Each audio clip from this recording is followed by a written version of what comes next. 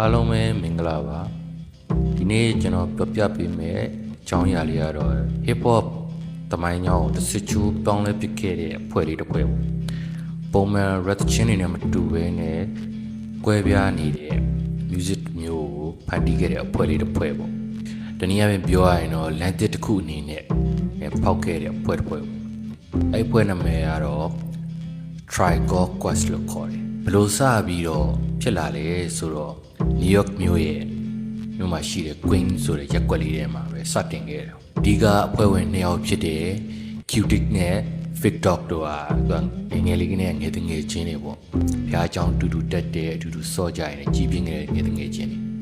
နည်းလေးအရွယ်ရောက်လာတော့သူတို့ထက်တန်းချောင်းအောင်တက်တော့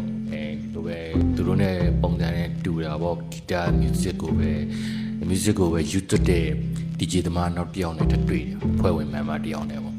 သူနာမည်အလီရှာဟက်မိုဟာမက်ဆိုတဲ့ဘဲနဲ့စပြီးတော့တွေ့တယ်ပေါ့သူတို့ music ကြောင်းနေပြောပဲရင်းနှီးကြတယ်အဲ့လိုနဲ့သူတို့နောက်တဲ့ member ၄ယောက်မြောက်ဖြစ်တဲ့ Jerobi White နဲ့လည်းတွေ့တယ်ပေါ့အဲ့နဲ့သူတို့က1985မှာ Tribe Called Quest ဆိုတဲ့အဖွဲ့လေးကိုတရားဝင်ဖွဲ့စည်းလိုက်တယ်တော့အဲ့ချိန်မှာပဲသူတို့တွေကတာမန်လူငယ်တွေလိုပဲကြောင်းပွဲလေးတွေတက်ကွက်တွေကပွဲလေးတွေမှာလိုက်ပြီးတော့စပြီးတော့စိုးကြည့်တာပေါ့ဖြောပြကြည့်တယ်သူတို့ချင်းတွေကိုချပြတာပေါ့ချင်းတွေကို1980ပြည့်နှစ်လောက်မှာပေါ့အဲ့နောက်ပိုင်းမှာပဲသူကတကယ်ချင်းတွေကိုစပြီးတော့ဒီချာလေးလေးနက်နက်ကိုဖန်တီးလာကြတယ်အဲ့ချိန်မှာပုံမှန်အပြင် hip hop ဒီကြီးလိုက်ရင်သူက battle ဖြစ်နေမယ်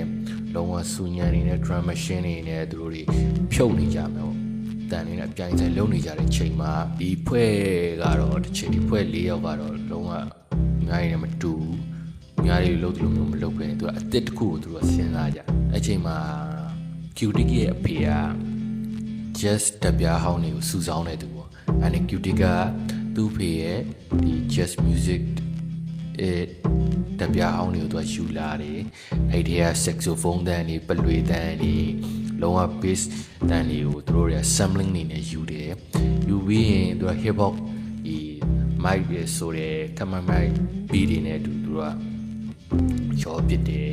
ရောပစ်ပြီးတော့သူတို့တွေကပြောင်းပဲသူကတချင်တီးတဲ့ခါမှာ rap beat အနေနဲ့သုံးလာကြအဲ့လိုစာသားအကျမ်းတွေလည်းသူတို့ကမစိုး